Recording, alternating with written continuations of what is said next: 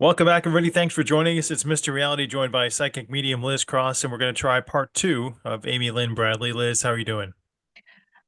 Great. Thank you. Just a little apprehensive about getting anxiety about this second part. I don't know why yet, so there'll be some big reveal in here somewhere. Yeah, I wanted to give thanks to people who gave their comments in the comment section. We have over 400 questions. We probably won't get through all of them. We're going to try and get through as many of them as we can and dip into some of the other theories about what happened. So, where do you want to start, Liz? Well, I think we need to pick up from the point of where she is being trafficked in that trafficked photograph there with her head. And where we asked her, "Are you Amy Bradley?" And she says, "I used to be." Maybe she'd come to grips with it. Maybe she'd been trafficked for so long that she kind of lost her own identity. Mm, that's what I think. So we need to pick up from there and find out what happened from there. Okay. So can we bring in the consciousness of the woman in that photo? We can. She's no longer alive. Okay, that was the main question people had. So at what point did she cross over? Was it at her own hand or someone else's hand?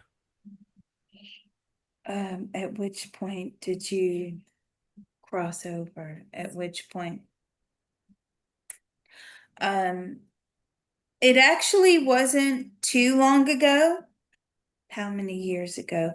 About 4 to 5 years ago. Wow. So, how strange. Did you just hear my door slam? No. Whoa. Okay, that's why I was feeling a lot of anxiety. I don't know if anybody else heard that, but yeah, it just went wham. It Okay, so um about 4 to 5 years ago, about that and what actually happened.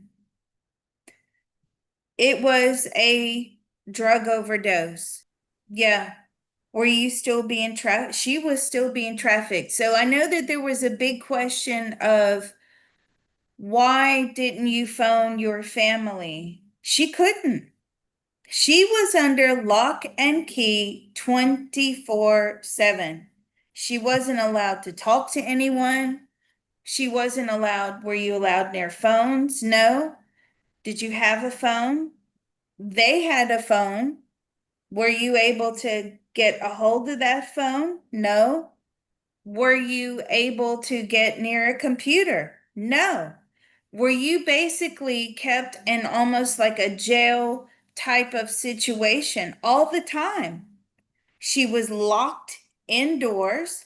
When you would leave when you would leave the house for whatever reason, was it a house? Not always. Hotels. So were you one of those things in one of those situations where you were constantly being moved around? She was moved around a lot. Now, for those of you that don't know a lot about trafficking, I Well, that's understand what everyone. she's Yeah. saying. Yeah, well, I understand what she's saying because in order to not get caught, right? First of all, as we discovered in the last video, they're under a lot of protection from the government, from the police, the local police, which is why they operated in these islands. They were very much protected there. We had people comment that lived on the islands that said, yeah, it's legal there, or they were there for some period of time when Amy was being trafficked there, and prostitution is legal. So, but what happens is in prolific trafficking, they change locations all the time. They'll set up shop for maybe 2 or 3, 4 days in a location, bam, they're gone. Why? Because especially here in the US, because you don't want to get caught. If people get wind of, well, there's a, brothel type situation that has been set up in an Airbnb or in a hotel, okay, they know how to keep moving so that you can never find these people. They often use rental vehicles, multiple rental vehicles. Um, they use different hotel rooms, and they constantly move from one location to the next, to the next, to the next, to the next.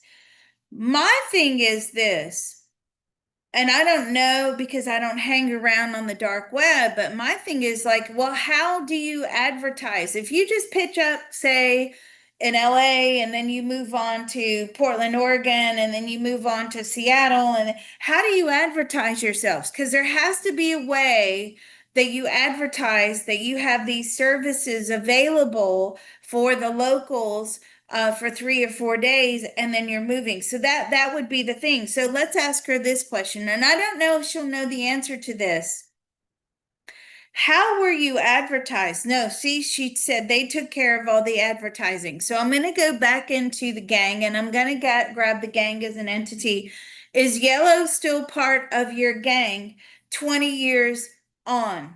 No. When did Yellow leave the gang? He left about 15 years ago. Okay, why? He couldn't handle it anymore. Okay, and did you allow him to leave? He had to pay them off in order to leave the gang, is what I'm getting. You, Okay, he had to pay them off. you mentioned some states. Was she in the United States or did she stay in the Caribbean? Were you ever in the US? No, she was never in the US. Were you always in the Caribbean? Yes. Did you know where you were in the Caribbean? I mean, most of the time, but don't forget, again, they had her addicted to really strong drugs. I Mhm. mean, she was out of it. If you're not on drugs, what are you going to do? You're not going to be compliant. You're not going to perform, the services that they have sold Mhm. for you to do. Okay. And actually, I in between the videos, I was like, wow, I think you and I, Mr. Reality, we were talking about it, like how much money did they actually make out of her? So I'm going to ask the gang, how much money did you actually make out of Amy Bradley? $100,000 higher, 200 higher, 300 higher, 400,000. So roughly $400,000. And that's just out of one individual being trafficked for many years. So that's obviously, from a criminal standpoint, it's very profitable for them. And how many girls did you traffic with Amy Bradley in the same house or in the same location? Up to 5 at a time. And as we discovered in the last video, they had girls all over the place being trafficked. So they were making, this is a multi-million dollar enterprise for this gang. And is this gang known by the US government? Is this anything they're being looked into? Is this gang known by the US? Oh, yeah. Yeah, very familiar with these gangs. But again, because they operate on Caribbean soil, the US government does not have jurisdiction over these gangs. So they're lawless. They can do whatever they want to do, and again, they're paying off the police, they're paying off the government officials. Most of the government officials in these types of places, certainly there'll be some sort of massive drug lord ringleader who is high up in the government, could even be the one running the country. And that is exactly why, because they want to keep the money flowing in. A lot of these Caribbean islands are drug trafficking ports. So you'll have the big packages coming in from Colombia, Venezuela, those types of places, and they go to the Caribbean islands, and then they're broken down into smaller packages onto smaller boats, and they're trafficked into the US, right? That's how a lot of this stuff works. um so let's ask this question. So you were not able to make any contact with your family? No. At which point did you stop trying to tell people that you were Amy Bradley? How far in of being trafficked? 1 year? About 3 to 4 years into being trafficked, she stopped trying to get help. She stopped trying to convince people who she was, to tell people who she was. And is that when you gave up your personal identity and you just accepted the situation? Yes. So she took on her own sort of new identity. It was easier that way. She says, I didn't have the heartache. I didn't have the frustration. I remained compliant. It was easier for her to take on this new identity than to try to remember who she was, where she came from, how was she going to get out of this? How many other personalities did she develop to cope? How many other personalities did you develop to cope? Just the one. And this was the prostitute personality. Being part of the gang, did you have any relationships with the gang members? Yes. Were they female? No, it was a male. Why did you have that relationship? Just to make life easier. So, also had a bit of a relationship. Now, I know that the other question was, did she have any children? Did you have any children? Yes. And how many children? She had two children. And what happened to those children? They were taken away from her. And who is raising those children? A relative of the gang member. So are those children in Curacao? No. Those children are in Barbados. And what life contract did they sign up for to be born into that type of a situation? What life contract did they sign up for to be? They don't even know any better. Do they know that you're their mother? Yes. Did you have a lot of interaction with them? Very minimal interaction. And when did you stop seeing them? Once they reached about 5 years old, all contact was cut off. And so I'm going to bring the children in, male, female, two girls. Okay. And are these girls now being trafficked? No. One of the gang members' mother, was it the mother? Yes, took in these children. Are these children mixed race? Yes, they are. Do you know who the father is? No. So was the father one of the customers? Most probably. Or was it the one that you had a relationship with? No, but the one that she had the relationship with, it's his mother that has raised these children. How old are these children now? They're in their late teens. They're in their late teens.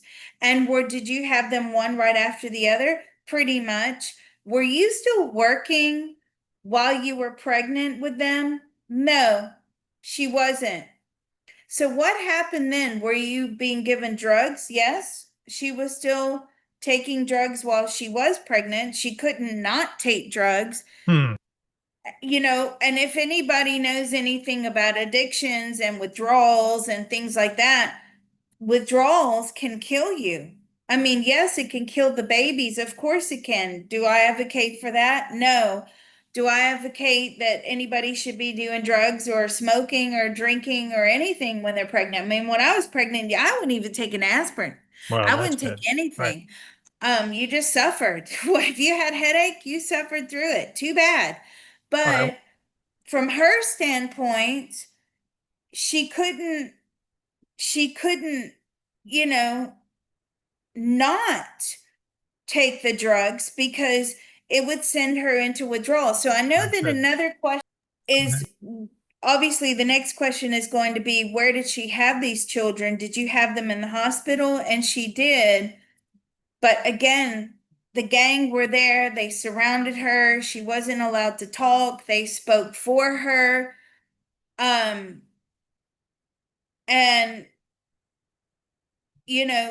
she just isn't allowed to talk to anybody, or wasn't when she, was alive.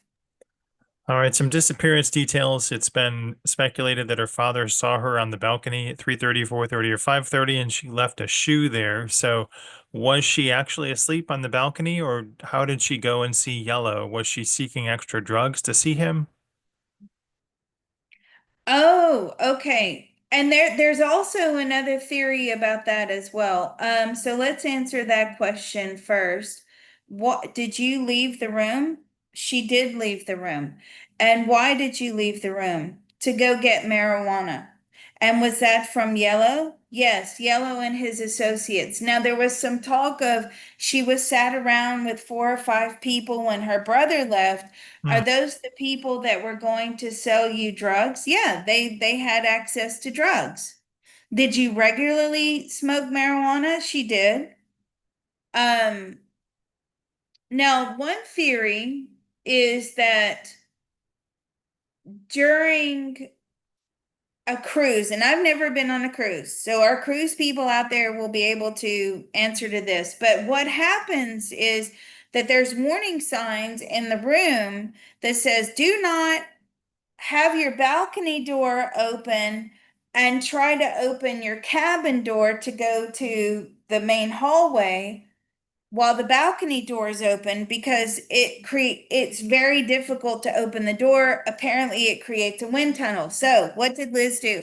Liz called one of her detective friends up to ask this question, somebody who was in Scotland Yard for many, many years and knows about cruises, has done investigations on Right. cruises But before. we got that she got And taken off the boat. So yeah, but this is the thing.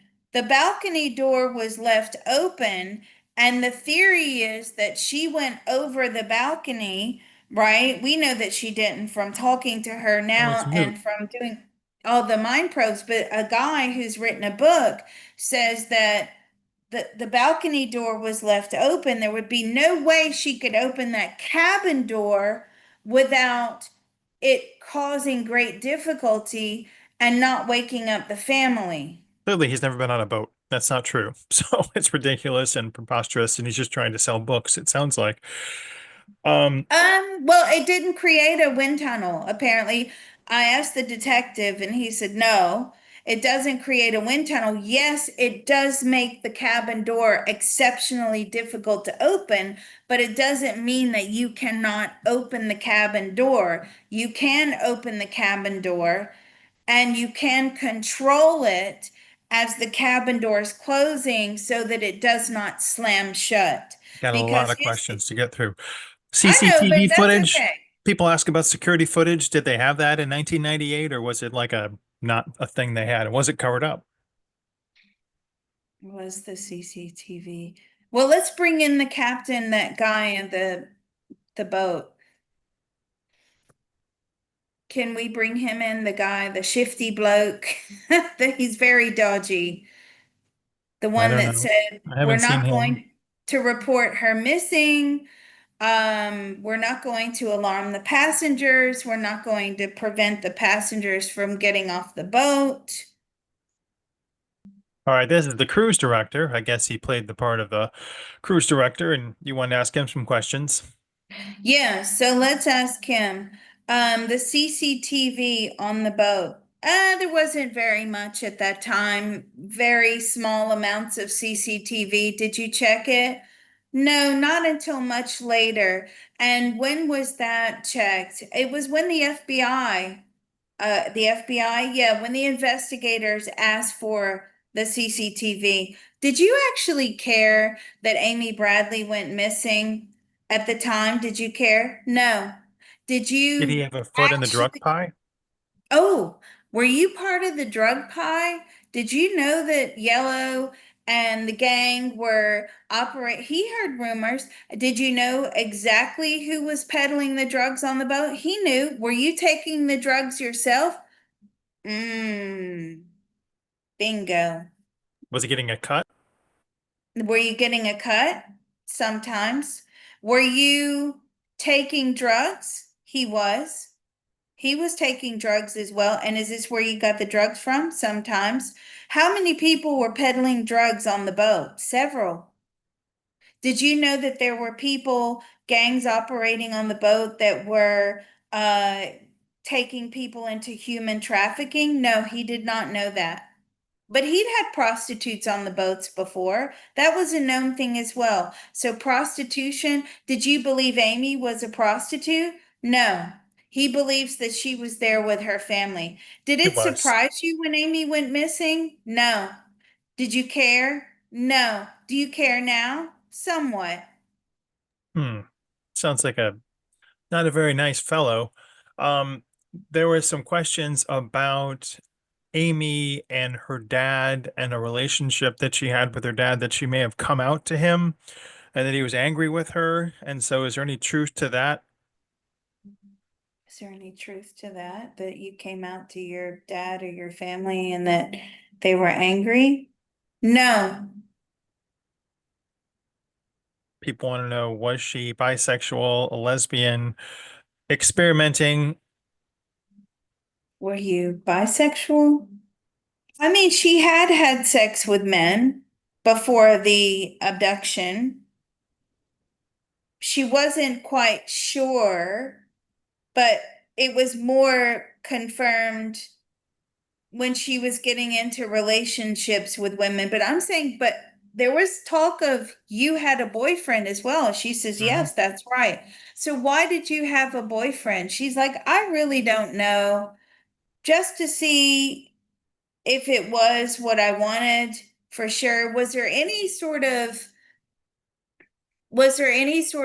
animosity or any sort of anger or anything directed to you by your family over your sexuality? No. Why did her brother leave her alone with strange people on a boat? And does he feel remorse for that, or was he too drunk? Why did you leave her alone? And I'm asking the brother, why did you leave her alone on on a boat with strangers? Because I felt she could take care of herself. I really was not concerned. Were you drunk? He was. What was the life contract that he was supposed to learn about having to lose his sister on a cruise? What was the life contract that you had to? What is this life soul contract here? This is not the first time that she has gone missing in past lives. She's gone missing a lot. She always chooses to be the one that goes missing, and it tears the family apart. She's been missing during wars in previous lifetimes. She's been missing from straying from a tribe when they were part of a tribe. They're definitely a soul family and they operate as a soul family. I'm like, why do you keep What's the doing this benefit? to Yeah. yourselves? It's like torture. It's the best way to learn. It's the best way to grow. How Learn many what, times grow have we how. heard? Yeah. How?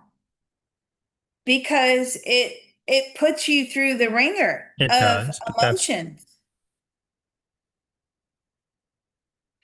how is that growing? What's the How benefit? Seems kind of like how torture and then trauma and then building on more trauma. how is that growing? It reinforces the love that we have between us. Well, how does it reinforce the love that you have between you? Because you realize how much you love something when they're gone. Like they've never stopped loving her. She is very firm in that. I mean, because obviously they have to treat it like a loss. It is. So were there points where they were angry? Very angry. So they were going Mhm. through the grief cycle all the time. They still go through the grief cycle to this day. Mhm. They've never gotten over her being missing. And I would think that might add to the soul trauma grief, maybe. And yet this keeps happening over and over again. So is it the best decision to continually be the one who goes through an agonizing life? Because I don't personally see the benefit of that. Right. This is a soul cycle that they can't seem to break because it also creates a lot of like cyclical karmic debt as well. So I don't know if they can get out of this. Don't they see that? Isn't there someone up there, like a cruise director of the stars and afterlife, to say, it might not be the best idea? for you to go missing again? There's no No, they guidance. stay out of it. Mm-mm. No, they really stay out of it. We can clean Uh, that place up. Seems like a mess. well, it seems like a mess to us here Hmm. on the earth plane with the conscious mind, yes, but it's what keeps the universal consciousness in motion. And for those of you that are like, Liz, what are you talking about? You're going to have to go to the backup channel, the CTT channel, and you're going to have to start going through all those videos. I mean, there's over 100+ videos on there. So it's a lot of information. Are kidnapping still happening on cruise ships, and which ones and what countries should we avoid to avoid those gangs? That's few Are, people asked that. are gangs still operating on the cruise ships? They do. Obviously, it's more difficult now because of tighter security, CCTV everywhere, um, more passport controls. Don't forget, at this time, I feel, did you have to have a passport? Yes, they did. So but there's more passport controls, there's more scrutiny. Who's on the boat? But a lot of times these gang members are employees. She says most of the time, but not always. And are they trafficking people still off of these boats? It very occasionally, but not like they once were. They found different ways of doing that, and that is just like kidnapping tourists on the ground. Hmm. And is this happening in most Caribbean countries? Yeah, most Caribbean countries are extremely corrupt, she says. So, did you die in Barbados? No, she had been moved from Barbados. Why?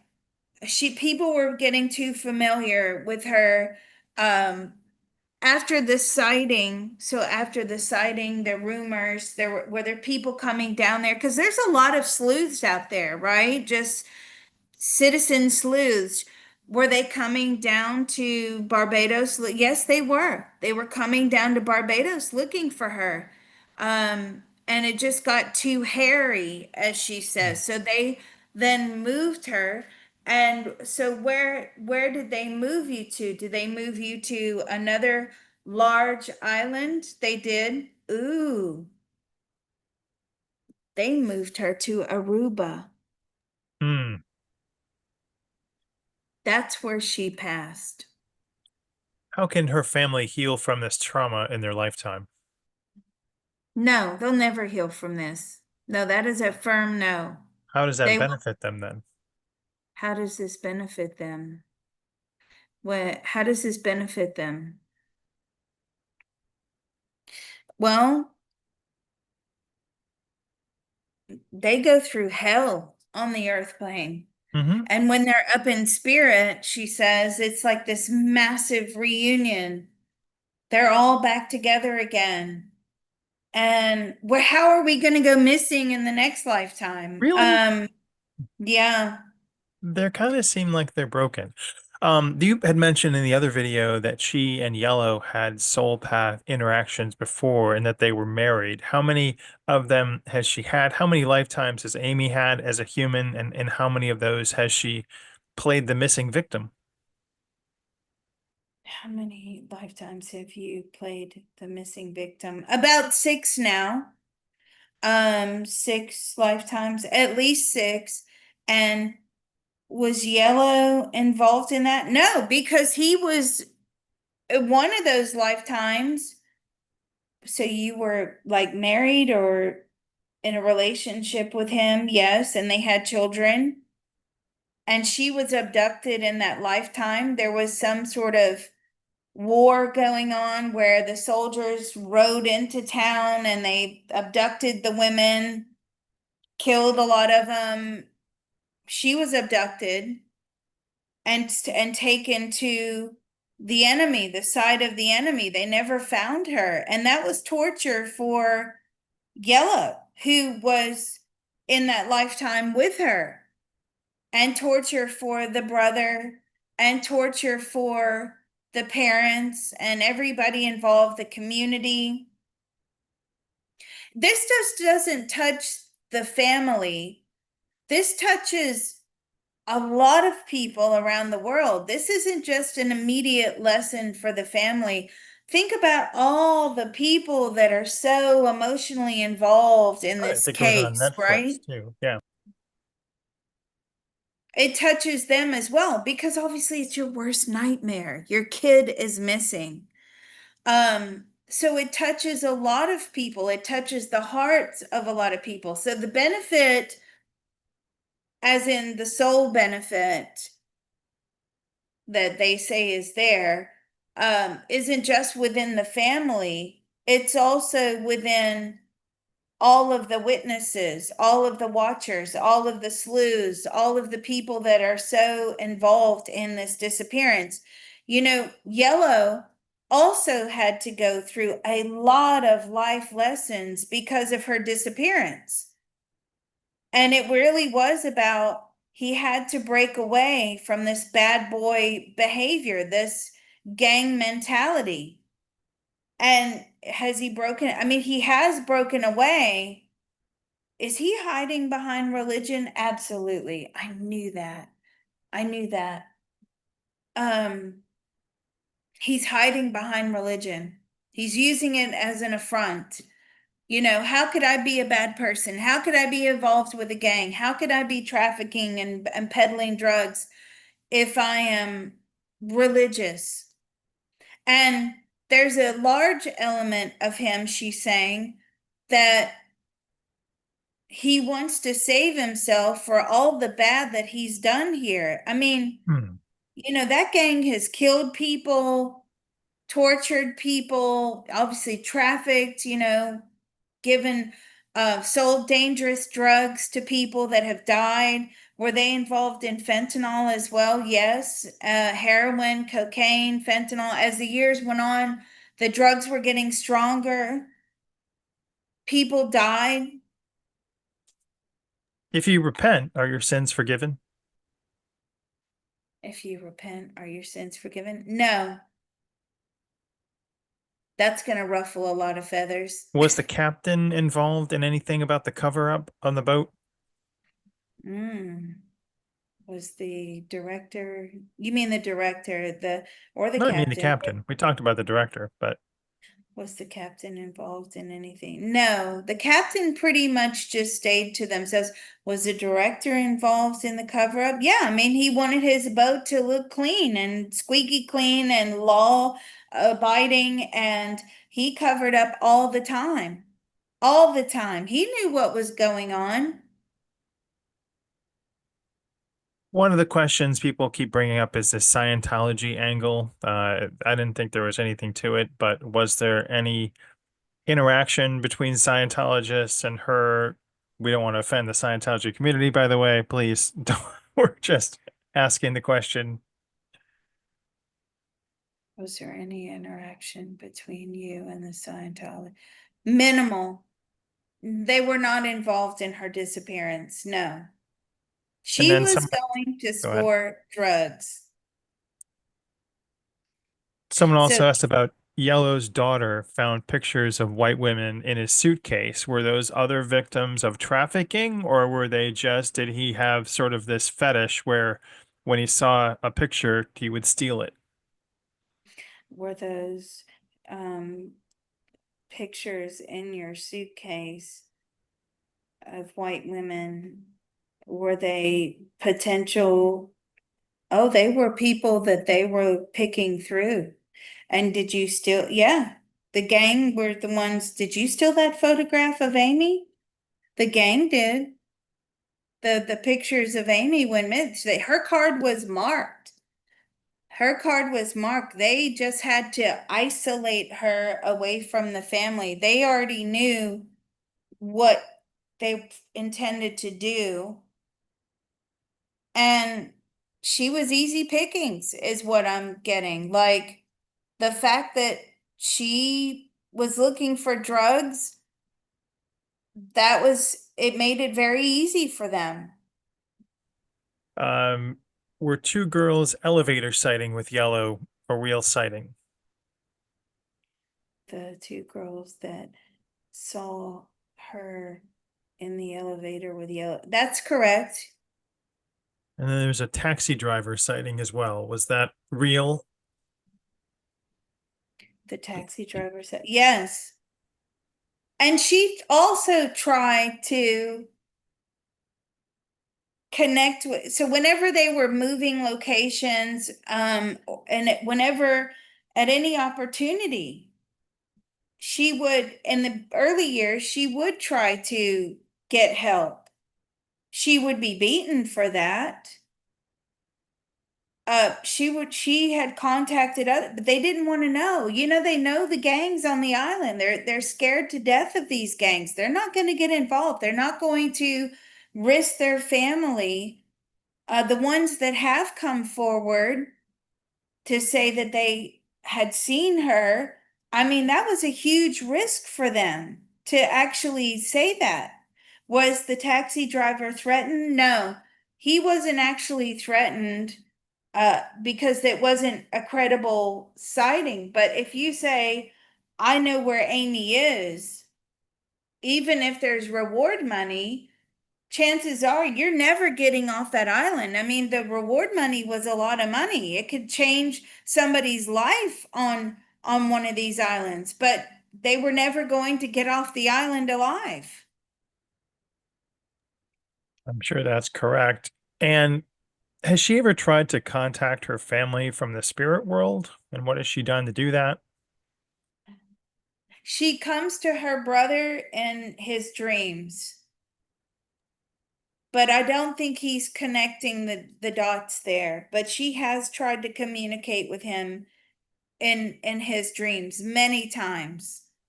Does she hold any resentment towards her family for not finding her sooner or exhausting more effort to find her?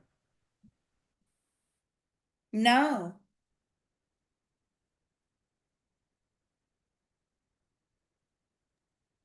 Does she hold any other emotions towards them, like abandonment or self-worth issues? Do you hold any other emotions? She feels guilty watching this now play out from the other side, seeing the agony that everybody's going through, not just the family, but for even the greater audience, even people listening today. Do they have Netflix and other streaming services over there? No. Have you seen the documentary? She knows about it. How many lifetimes as a human? I don't know if we got that answer from her. Oh, how many lifetimes of the human have you? 200. Around 200. And which is her most traumatic lifetime of those 200 lifetimes, not Mm. including Amy Bradley? Ooh, not including Amy Bradley. I would assume that's the most horrific, but when I make assumptions, sometimes maybe there was a worse. No, as you were asking the question, she said the life is Amy Bradley. Okay, so got it in Not there. including Amy Bradley. One lifetime where she was burned in a fire. She always leaves. She always leaves early, whether it's by abduction, getting lost, going missing, and now she's telling me, like, as a little girl in a previous lifetime, death by fire. Has the That brother was, ever taken the role of the missing child or the father or the mother? Because sometimes we play different roles in these incarnation stories. taken the role of these. Yes, but they don't, their souls are not strong enough to withstand the pain that happens afterwards when you are removed from the family. So when she got lost in a previous lifetime, the pain of being lost, the pain of being scared, not being able to survive very well, or the pain of being abducted by those war during that war several hundred years ago. I can see men on horseback with torches, and they can't deal with, their souls cannot deal with the scenarios that are played out after the fact of the abduction. So she is the strongest soul in her family, her soul family, and she chooses to be the one that takes on that role. What else has this previous lifetime as Amy Bradley done to her soul? Has it, how has it hurt her soul? And she thinks it's benefited her soul, but maybe she can give it both sides of that coin. How has it benefited and hurt her soul? How has it benefited your soul? Well, going through hell is, she says, beneficial. And I'm like, well, okay, give us a specific example of how. Well, she had to take on this new identity. She had to suppress her emotions. She had to remain strong. Once she had her children, knowing that she couldn't be with her children, it was no longer about, I'm missing away from my family. It was, I want to see my children.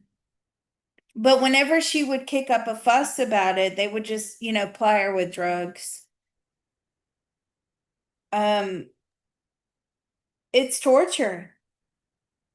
And look at that. So her family are tortured because their daughter's missing and their sister, and then she goes on to have two children that are removed from her by the gang because obviously they need her to work.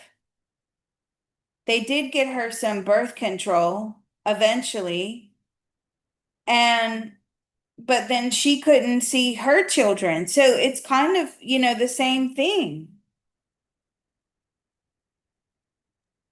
And that's beneficial again. How How? is, And that hurts the soul.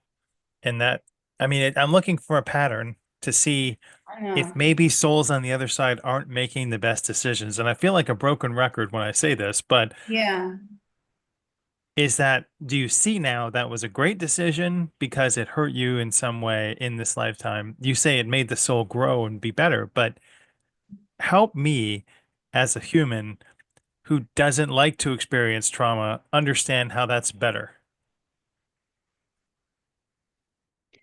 You know, it's just, as she says, we think we're doing the best that we can do with what we have. And this is, again, this is something we come across over and over and over and over. The majority of our souls are helpless. They're stuck in cyclical traumas, generational trauma, lineage trauma. This is another example of that. And this is why we always say, like, you all should be doing CTT, because with your conscious mind, you could be saying, oh, yeah, whatever. But CTT also, there's an aspect of it where we're training our souls that these scenarios are not acceptable. And I'm saying to her now, if you had a modality that could train your soul while you were human here, your conscious mind is pushing, you know, that these things are not acceptable to the soul consciousness, would you still be standing here telling me that you're going to make these same decisions again? And she says no. See, that's another element there. We in the CTT group, we have a long list of things that we're not doing this, we're not doing Mhm. that, we're not creating traumas in the home anymore. There's enough trauma outside of the home. We're not going to be poor anymore. We don't need to learn through poverty. There's other ways to learn. Um, so again, it's training the soul not to do these things. Because when you're doing these things, you're just feeding energy into the system.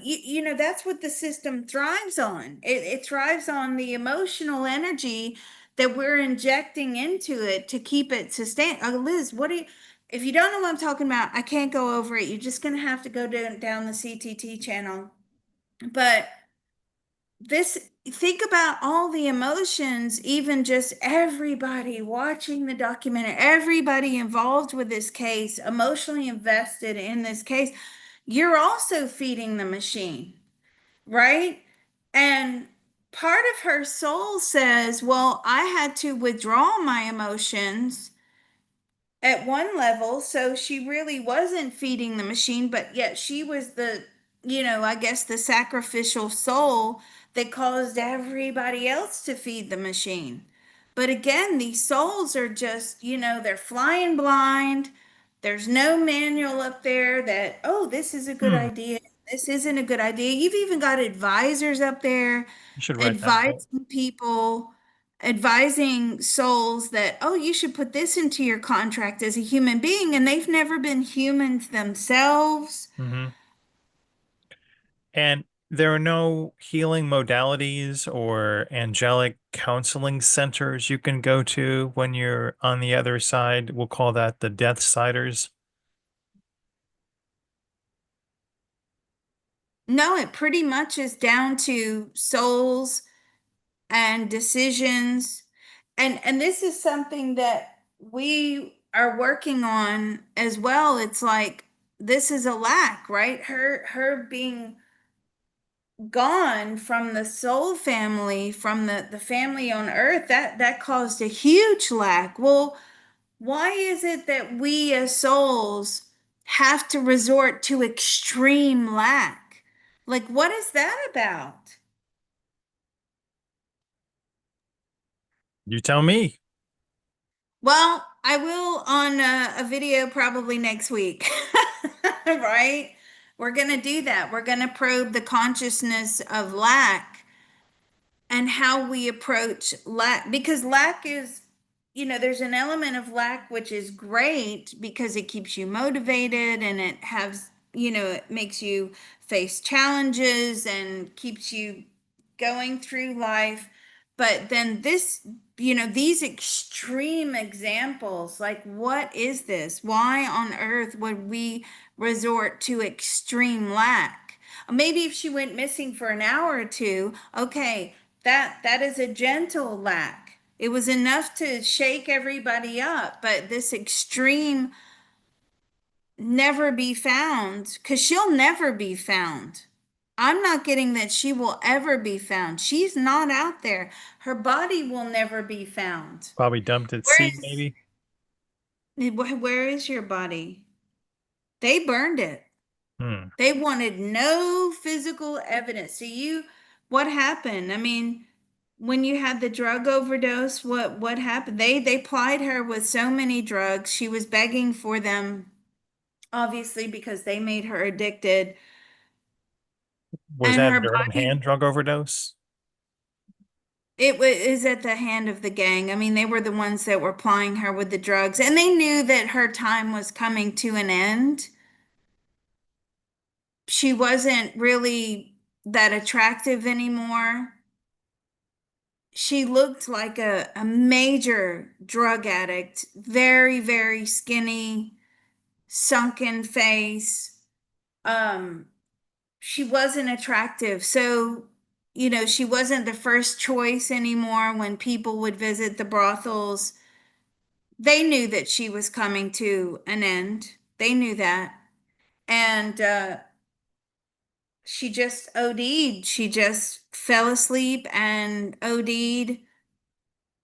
And they burn the body. They don't want any evidence of the Bradley body, Is there going to be any right? karmic retribution for Yellow or for these gang members in this lifetime or in a future lifetime? Karmic retro. Some of the gang members have died.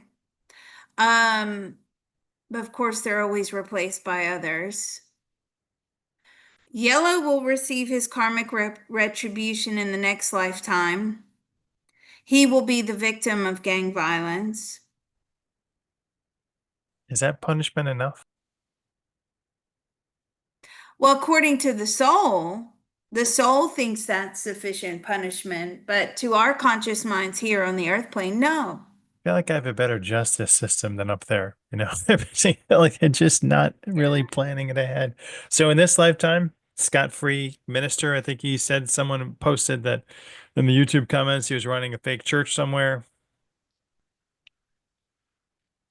Are you stealing money? I mean, it's very profitable for him to run this church, right? And it looks good. It looks good that he is seen as this religious figure. Like, how could he possibly do what he has been accused of doing? Yeah, a lot of people fall for that. And those are low level, and I'm sorry to say it, and it may be insulting, but I mean that's low level consciousness to think that people don't hide behind religion. They do all the time. People hide behind the perfect family appearance that, they got demons to hide, they're going to hide it, and they will. And religion is one way. They hide it in the school systems. They hide it in politics, right? How many corrupt politicians have we come across that, well, they're a they try to do the good. People hide these dark aspects of themselves behind, all of these different roles. All right. Well, any final closing comments from Amy to the people out there listening who want a closure to her story? Well, yeah, I think, but the one of the big questions was like, did you struggle to get out of the cabin? I mean, she did a bit. Did you manage to stop the door from slamming? She did. She put her foot in the door. Did you have a pair of shoes? She did have a pair of shoes. Okay. She changed into another pair of shoes. So it wasn't your sandals. No, she had a pair of tennis shoes, trainers, for those of you outside of the USA. She had a pair of shoes that she changed into. And why did you leave the cabin? She went to go find Yellow. Did you arrange to meet him? Yes, he was waiting for her. He said that he would be waiting for her at a certain location. Yes. And was there anybody else with him? No. And then where did you go after that? They went to another person's cabin, and that was the gang. They were part of the gang. And that's when they drugged her. That's when they offloaded. So I know those were questions too. Um, yeah, it's sad. I mean, will you ever be found? That's a no. Her body's gone. Well, thank you very much, Liz. Everybody, thank you for your questions and investigation and sleuthing another sad, horrific story. Well, let's do more of these cold cases. So if you have recommendations, since you want to let us investigate or let Liz probe, please put them in the comments below and like, share, and subscribe this with some of your friends and some of your frenemies and let them know that this is the best video channel out there on YouTube. Oh, thanks. One last thing. Were you connected with Natalie Holloway in any way, shape, or form? No. That was a whole different thing with Natalie and Yaron Vandersloot. All right. Thanks, All everybody. right. Thank you.